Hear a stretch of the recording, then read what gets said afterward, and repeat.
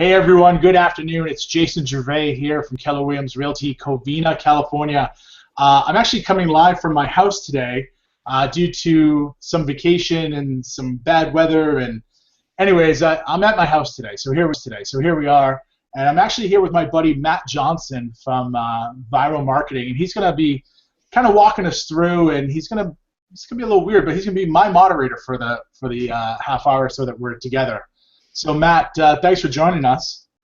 No problem. I appreciate you having us here. So it's really cool to help you guys grow the market center and just talk a little bit about what you do for agents and your role as the team leader and kind of how you help them apply the principles of the millionaire real estate agent, which Right. very influential to all of us. It's actually one of the foundational elements of why we started Vyral Marketing to begin with, which Yep. a lot of people don't know. It's very, very cool for us to be involved in this. Excellent. Well, thank you. I appreciate your time and all your help putting this together. Yeah, no problem at all. So let's jump right in. I know that in your role, you're going to be working with a lot of the agents in the Covina Center on getting their 2015 plans put together and really figuring out what the implementation is and really bringing their goals down to reality. So kind of take me through a little bit about what your process is when you meet with an agent in your office and how you help them goal set and break that down into things that are actually achievable. Sure, absolutely. And you really hit the nail on the head when you said break down. That's really what we're looking to do. So it starts actually before 2015 kicks off or the new year kicks off. But essentially what we do is we'll have a one-on-one meeting, and it generally is about a half hour, 45 minutes or so. Mm-hmm. And we'll sit down and we'll talk about what the goals are that person wants to accomplish in the coming year. And typically it could be absolutely anything from personal business to a mixture. We typically focus on business, of course, but personal is also a big aspect of our lives, and sometimes will drive our business life as well. So we'll tackle both. And we'll sit down and we'll talk about what our big goal, our big rocks are for the year and what we're going to do to achieve them. Now you mentioned that, like I said earlier, about breaking it down, and that's really what it is. You want to have these big, huge, hairy, audacious goals, but then you got to break them down so that they're achievable and you actually can realize them throughout the whole year, and that helps with motivation and keeping you checked in and going as well. So we take these big, huge goals and then we break them down into small, bite-sized chunks. Yeah, and we were talking a little bit about this earlier, and just kind of getting a sense of what you do for the Market Center and what your role is there. You brought up about how one of the biggest mistakes that you see a lot of agents make is the fact that a lot of times they do have their big, hairy, audacious goals in place, mm-hmm. but they have kind of almost plucked those out at random, either based on what kind of motivates them or what sounds good, either to themselves or maybe somebody else, and they really haven't walked them backwards into the present to figure out whether it's something they can actually do or whether they are actually committed to those goals in the sense that they're willing to put forth the daily and the weekly effort. So walk me through kind of how you take someone from the process of figuring out once they decide that they have this big audacious goal, how do you actually break it down into something that's achievable and has like milestones that they can actually commit to? Sure. So, and you can apply this to anything. Whether you're a realtor or not, you can do this in any form of business or personal life. So let's go, because I know realtors, so let's talk about realtors. Say you want to sell, I don't know, 12 homes in a year. So actually, forget it. Let's go big. You want to do 100 units, 100 homes in a year. So just writing on the whiteboard 100 homes, that's great, and that is one of the steps of what you want to do. But you got to break it down further, because come November, if you just see the 100 on the board and you're like, I've only sold 10, it doesn't mean very much. So you got to break that down into monthly, weekly, and daily goals. And so you get to, basically take the number, divide it by the number of months. So 100 divided by 12, and then you break that down into a weekly goal. Once you get the monthly, you break it down to weekly, excuse me. And then you got to figure out how many contacts, how many calls you need to make, basically touches, to get to people to talk to them in order to get interviews so that you can get to those people's homes to help them sell their home, and how many of those you need to go on in order to get a listing to sell someone's home, and then how do you go about servicing that listing so you actually sell it, because we're not in the business of just listing homes, we're in the business of selling homes to help our clients achieve their goals. So it's really taking the big goal of selling 100 homes and what you need to do on a small, micro, everyday level to accomplish that. And that's something that I bring my agents through, something I coach my team on a daily and weekly basis. And it's like, how do you eat an elephant one bite at a time? It's the same thing. How do you sell 100 homes one home at a time, and you break it down to smaller goals? Yeah, and the great thing about real estate is there's such a I guess a statistical history that you can draw from that you really know for the average person. You know exactly how many contacts you have to make. Like you can track those goals all the way up to the line where you know exactly what your daily actions should be if you want to achieve X number of transactions, even down to the type of transaction you want, which is amazing. That's what a lot of people struggle with when they're trying to set goals, is they don't have that information. Absolutely, they don't have the information, and they fail to track. Now, there's a ton of tracking software out there. Go try it, find one that you like, and use it. But you know what? Don't let software and don't let money slow you down.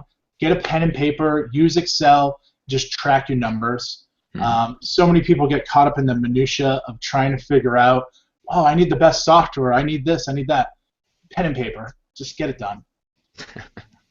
That's right. I was just watching a video. It was Michael Masterson talking about his goal-setting process, and it was basically a stack of just small sheet papers where he has his yearly, monthly, weekly, daily goals broken down, and he literally just crosses them out on paper. Yep. And it really needs to be that simple. And don't get me wrong, I love having software and I love having gadgets that do things for me. I'm a gadget guy. But sometimes just a plain old piece of paper and a pen is all you need just to get it done. Start the foundation off and then go ahead and get fancy later on, but at least get the foundation right. Yeah, and the cool thing about pen and paper is it yells at you from the desktop. A lot like apps and stuff like that, you can hide, you can minimize that piece of paper on your desk. It literally yells at you when you don't get something done. It does. It's funny. I have all these fancy things for my task list. Daily tasks you need to get done.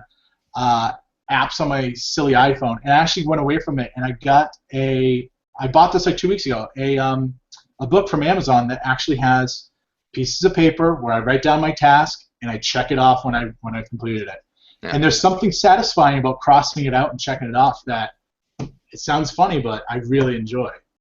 It is, and it's funny that you bring that up because we were talking about this earlier about, once you set those little micro goals that are on your way to the big goal, that gives you the opportunity where you can actually celebrate those small successes, because each step along the way when you accomplish those goals or when you cross that task off of your sheet, it's an opportunity for you to get some psychological satisfaction, and it helps keep you motivated. So tell me a little bit about, we were talking about the numbers and how you track that. So when you were an agent, you knew exactly how many people you needed to contact, and you came up with a way to kind of keep yourself motivated and celebrate those victories. Can you share a little bit about what that system was?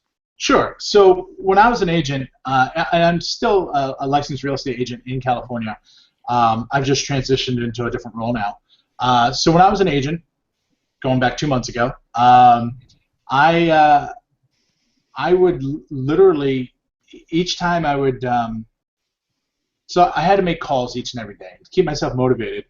I would take quick little breaks in between my calls. So my goal was to hit 25 connections a day, and these are actual physical conversations that I have with people. And so what I would do, and that would take anywhere from 2.5 to 3 hours. So what I would do is I would time block for 3 hours for my outbound cold calls, and after each time I talked to 5 people, I would do 5 minutes worth of celebration. And so I'm a big fan of telling everybody about my goals, because if I tell everybody about my goals, then more people are going to hold me accountable, because they're going to see me in the hallway and be like, hey, Jason, how's your goal coming? Did you make your 25 calls today? Did you sell your 100 homes? And they help to keep you accountable. So after 5 conversations with people, I would actually take a 5-minute break and go walk around my office and chit chat with people, get a drink of water, use the facilities. But it was really strict. After 5 minutes, I had to come back and hit the phones again. And that was my personal celebration time, because I'm a very social person. I need the social interaction, and it gave me 5 minutes away from the phone to go have that interaction. But then I had to come back and get back on the phones again to continue on with my connections, because I knew that if I made 25 connections a day, over the week, 25 times 5, it adds up. And out of that, I would get appointments. Appointments would lead me to the ability to list someone's home. And listings are key. You want listings. Listings typically give you another 2 more listings, and typically 2 to 3 buyers as well. So, yeah, that is literally the foundation for anybody that wants to be successful in real estate, and especially if you're looking to build a team. I mean, that's really the key to everything, and it's the main driving, I guess, metric that you should be tracking is the metrics that lead you to the listings, and then tracking the listings themselves, because everything hinges on that one thing. Right, and listings come from different places. When I was practicing, my big thing was cold calling. I enjoyed cold calling. I didn't mind picking up the phone. Some people don't like it, though. So you got to find what you like, what you enjoy, so that you can continually do it on a consistent basis long term. It's nothing short term here. This is a very long term thing. Yeah, yep. And that is an excellent point. I guess it's very difficult once you commit to something to really stay committed, and that's I think it sounds like that's one of the things that you take agents through is once you get down to the really nitty-gritty of, wow, I actually have to do this every day. I have to, whether it's 25 connections or whether it's taking 5 listings a month and closing 4 out of those 5, or whatever your metrics are, you really have to commit to those, and then you have to stay motivated over the long haul. We're talking about, you had this great phrase about how people they lose the fizzle. Right, and they lose the fizzle. Yeah, exactly. It's such a great way of describing coming down off the emotional high of setting the goal, and you get that feedback from people that, oh, this is amazing, you've got this great big goal set, and you're all excited, and then a month later you actually still have to do the work, and you're not excited anymore. Right. So how would you keep yourself motivated, and how do you help your agents keep that motivation going? So, all right, so what's today? Today's the 2nd of January. So we just had New Year's resolutions. I was listening to the radio. Number one thing is getting in shape, going to the gym. And a lot of people, they'll do that, and then come February, March, depending on where you live, it's cold, it's snowy. You're like, I won't go today. And then you literally lose the fizzle. The same thing happens in real estate. The same thing happens actually in any business. You can lose the fizzle, and you lose the giddy up. You're all excited when you first start, but then because you don't have you're not tracking what you're doing. You don't have people holding you accountable. You don't have people checking in on you. You don't have a coach, a partner, whatever the case might be, really holding your feet to the fire and asking you the tough questions. And it's checking in with you, and sometimes it's tough love that's given. Sometimes it's some I don't know, some words of advice or some helpful hints. But that's something that we always talk about is how do you stay motivated? How do you keep that fizzle? For me, and what we talk about all the time is accountability. It's about letting everybody know what your goals are, letting everybody know why you're doing it. What's your big why? A lot of people know Gary Keller, the owner of Keller Williams. He wrote it's a hit book, The One Thing, and that book really brings you through the process of finding out and discovering what your big why is. Why are you doing this? And you really got to look inside yourself and dig down deep and find out why you're doing all this. Because that motivation, that drive is what's going to keep you long-term hungry, and it's going to keep the fizzle alive. Yeah, and how do you personally connect with your big why? How do you keep that in front of you so it's always kind of in front of your face and informing your daily actions? Right. So I, in my office, I've got a vision board. on my vision board, I've got things that are special, important to me. Things like family, friends, activities I like to do, mountain biking, golf. Well, I'm not very good at golf, but I do my best at it. I've even got things on there that I truly want, like the type of car I want, the type of watch I want. Anyways, those things are on there, but the most important is my big why, which is right in the middle, and it's my big why, my big goal is I want to open a foundation, start a foundation. Like you see on PBS at the end of a TV show, it says, "Hey, the show is brought to you by the, XYZ Corporation." Well, that's kind of what I want to do, and I want to fund school districts for their after-school programs like art, music, model rocketry, sports, things like that, because those were really super important when I grew up. And I truly believe that those helped lead me to be the person I am today. And you hear it all the time, schools, they don't have any money. And so I want to help with that because not everybody's great in math, not everybody's great in science. But you know what? Maybe they're really awesome in art. Maybe they're really awesome in music. And that is a conduit for that person, that child, to become great. Mm-hmm. Now, since you have this really awesome reason that you go to work every day, and you have a really specific motivation and a big goal and a big dream of why you do that, like how does that affect your clarity and why you actually get up in the morning and go to the office? Like, how does that affect you on a practical level? So I've actually gone and taken the steps to find out what I need to do to actually make and create a foundation. So this is something, though, it's down the road, 10, 15 years is what I actually have planned out.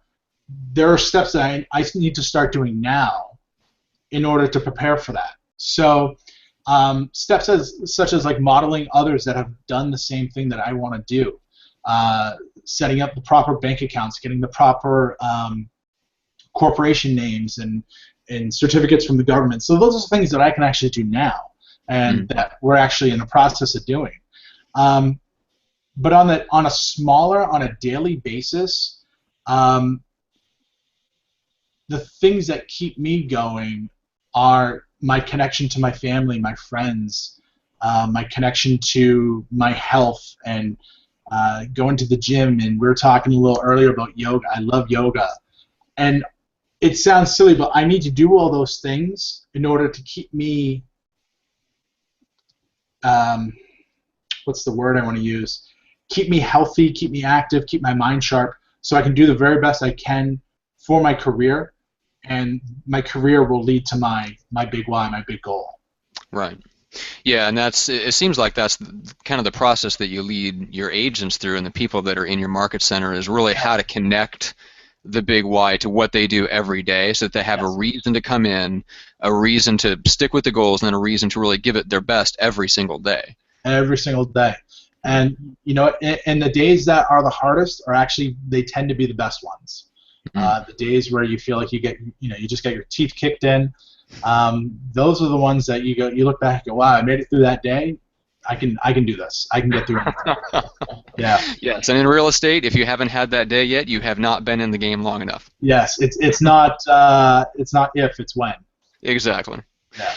Well, let's talk a little bit about how you bring that down to a practical level. And a lot of people's goals in real estate are really tied to, marketing and prospecting, and really taking concrete action to bring in more business. Obviously we all want to grow our businesses. And we were talking about a little bit about this earlier, is what you call the red light, green light principle. When you commit to something, really keeping an eye on the feedback that you're getting and whether you're getting results from it and traction, but still giving it the time frame it needs to really see if it's paying off before you make any big changes in your commitments. Right. So, and this is something that I talked to folks about when I was an agent. Talked to my team about when I was an agent, and now that I'm a team leader of the Keller Williams in Covina, I talk about this with my agents, and I teach to it as well. When you decide to go ahead and do something, and let's talk about it on the real estate level. So when you decide to farm a particular neighborhood, and you decide to I don't know, send out postcards, for example, to a specific geographic farm. You just can't do it once and spend all this time making the world's greatest postcard, send it out once, and you go, I didn't get anything, so I'm going to stop doing it. One time is not going to do anything for you. Not saying that it doesn't happen, because it does, and I've got plenty of stories where it's happened, but typically people need to see you 3, 4, 5, 10, 15, 20 times before they'll do any sort of business with you. Some people just want to make sure that you're going to stick around. Some people want to know that you're an actual human, and some people just want to know, heck, this guy's bothered me enough, I'll give him a shot. So it's definitely a long-term thing. So let's talk about sending out postcards. So the rule of thumb is 6 months, but in my head I said, well, why 6 months? Why don't we just commit to a year? We're going to spend the money anyways. So I actually spend it up front. I will commit a year. I'll pay the money all up front. And it's kind of nice on a couple levels. A, I'm committed to it. B, I've already paid for it, and I've got my American Express bill to prove for it. And C, I can leverage that work out. So I might spend, I don't know, 3 or 4 hours on with my graphics guy, and with the and he does my graphics and mailing. I might spend 3 or 4 hours with him on one day, but we will get a whole year's worth of campaigns done. We'll know what each card is going to look like. We'll know what each card is going to have as far as the material on there. You know, we're going to be talking about short sales or foreclosures or, I don't know, neighborhood statistics. And after 3 or 4 hours, I can set it and forget it. I don't have to worry about it for a whole year. It's time well spent. It's freeing. I've committed to a whole year. I've paid for it up front, so I don't have the excuse of, I can't afford it this month. And I leveraged out the whole thing to someone else. I don't have to do it, and I can continue focusing on my one thing, what I'm really, really good at. Yeah, and you talked about it earlier. Like you'll do that even with things where you have an ongoing commitment where you actually do have to take action every single month. You'll still shell out the money like all in advance, just Absolutely. So that you're all in. Like so that mentally you're 100% committed. I'm all in. Like I said, I've committed mentally. I've committed financially. Time. I spent 3 or 4 hours with my graphics guy. That's 3 or 4 hours I could have been on the phone. I could have been at networking events. So it's well worth the time, and you do it up front, you get it done with, and you move on to something else. Yeah. And let's talk about a little bit about understanding how your goals relate to what you're doing and how long you have to commit to the action in order to really see the results. When we talked about this before, when we were planning out what we wanted to talk about today, right. You mentioned something really good, which is that you see a lot of agents kind of making a decision to jump into something, but they don't allot the right time, or they don't really set the money aside. It's both a lot of times, right. Where they don't really count the cost going into something, and then the commitment starts to wane and everything kind of goes downhill from there. So how do you help people avoid that when you're going through these kind of strategy sessions with them for 2015? Sure. So, money's a big thing. So a lot of agents struggle with either setting money aside for mailing campaigns, setting money aside for getting their first executive assistant. It's budgeting. It's taking a certain percentage of money that you get from a transaction and putting it into a completely separate bank account where you can't touch it. It's earmarked for that particular purpose. And when you have that dollar amount, whatever it happens to be, pulling the trigger once you hit that amount and just doing it. Going ahead, setting up that mailing campaign, hiring your perfect executive assistant. Because here's the thing, those things will pay off for you. One thing I just overlooked is the whole red light, green light principle. Asking people, like say you called me, Matt, I'd say, hey Matt, thank you so much for calling me. By the way, how did you hear about me? And you'd say, oh, I received a postcard. Oh, okay, great. Do you remember what the postcard looked like? And you're like, yeah, it had a green wreath on it. Oh, okay, that was from our December camp. So I can kind of trigger and really bring down and button down to, all right, so Matt heard of us from our postcards. He's found us on our December campaign. Great, and I can really track the results. Because you want to ask the questions. Don't be afraid. They're not going to bite you. You want to ask the questions. How'd you hear about us?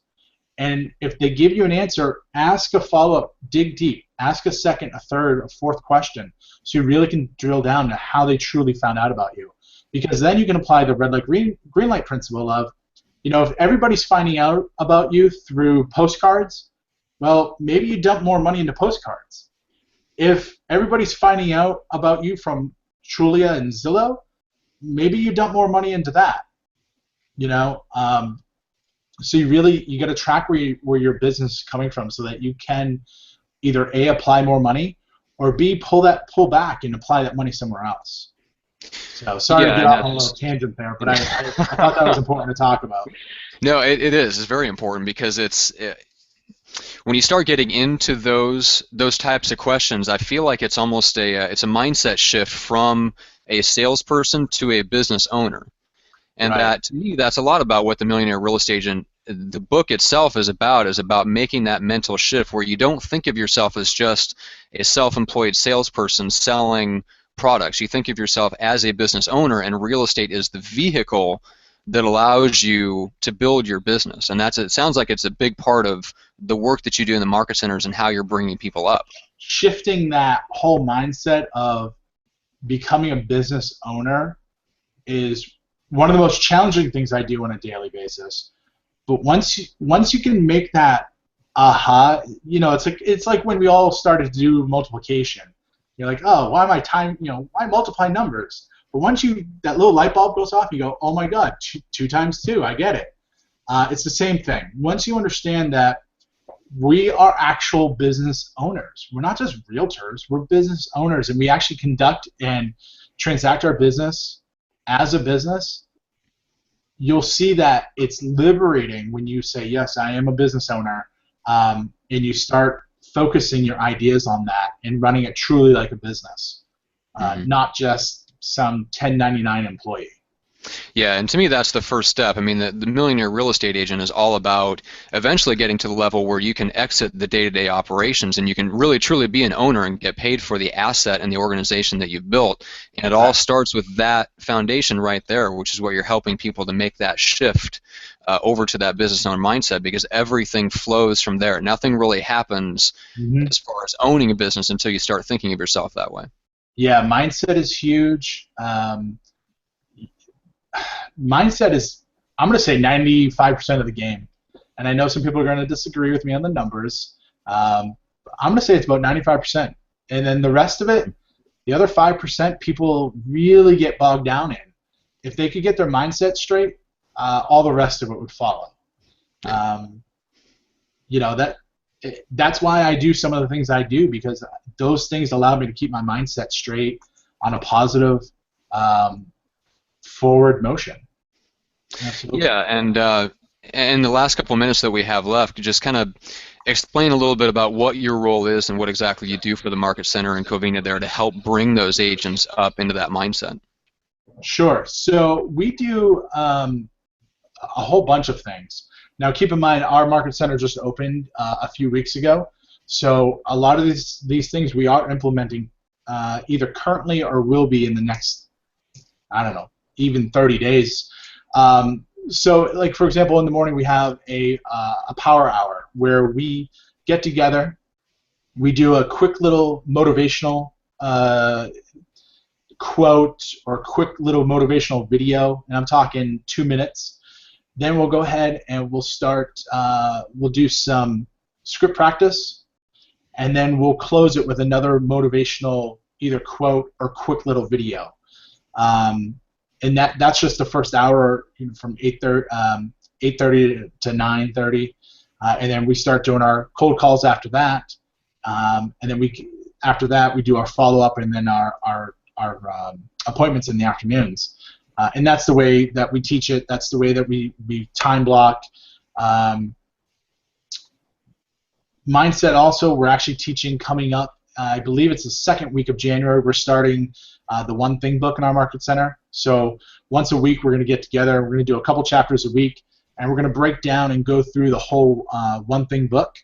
That's going to be excellent. I have a whole presentation about it. I'm super excited about that.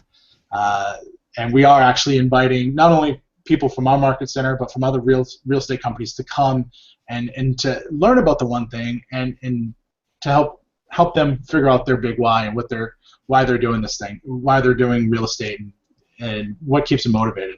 So we're going to be doing that as well. So that's going to be huge. And then another huge mindset and kind of goal strengthening thing that's coming up is family reunion for Keller Williams. That's coming up in February, and that's going to be awesome. I can't wait for that. And that's happening in Orlando in February. So that's always amazing. Every time you get together with like-minded, high-achieving individuals, people way above my level, and it's just amazing the things that you pick up and you come away with, and friends for life. Yeah. That's coming up too. That's gonna be a blast. Yeah, and just and to give kind of everybody an idea of what we'll be doing here with you, Jason, is as we progress with the Hangouts and kind of give people an idea of what you guys are doing in the Market Center, you'll actually be bringing in some of your agents to these interviews, and I will help you interview them on what you're doing and really the results, and get into the real nuts and bolts of what they did, like what the results are, what their big goal was, how they broke that down, how they're achieving it, and look for the specific actionable things that people watching the Hangouts can really apply in their own business to kind of model that success. So the Hangouts are going to be really, really awesome. Yeah, this is a really incredible opportunity, tool. It's going to be just fantastic, and I can't wait for the next Hangout to come up. The person that it's going to be on is going to be super dynamic, engaging, and they're just knocking it out of the park right now. So I'm super excited when they're for the next Hangout. Very cool. Well, that is about all of our time today. Wow, so, that was quick. Yeah, I know. It goes fast, right? It does. All right, so if anybody is interested in more information about the Covina Market Center, maybe they want to get in touch with you about their career options, like how do they reach out to you? That's a very good question. To reach me directly, they can either shoot me an email. My email is J, and then it's GER, Viz and Victor, AI, S as in Sam, @kw.com. Or they can give me a call. I'll go ahead and throw out my cell phone number. That way they can text or call. My cell phone directly. Yeah, whatever. I don't care. It's 774-696-4293. Don't be afraid of that 774 number. I'm from Boston, and I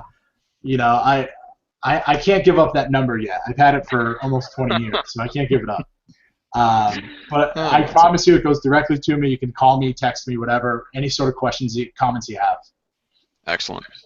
Yeah. All right, we'll look forward to seeing everybody on the next Hangout. We will let you know by email who exactly is the secret guest that Jason is referring to. Yes, I hope to know Monday or Tuesday of this week.